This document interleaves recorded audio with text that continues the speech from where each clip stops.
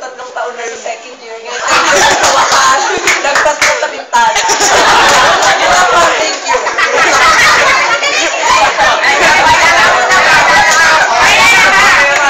Ang galing yung mga bata.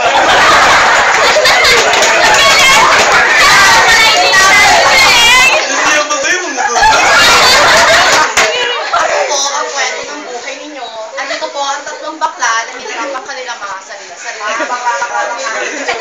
Maraming salamat at ipinanganak ka sa mundong ito. Dahil nung ipinanganak ka sa mundong ito, isa lang ang na-realize ko. Mahal ako ng Diyos. At dahil kung hindi ako mahal ng Diyos, malamang makawig mo rin ako.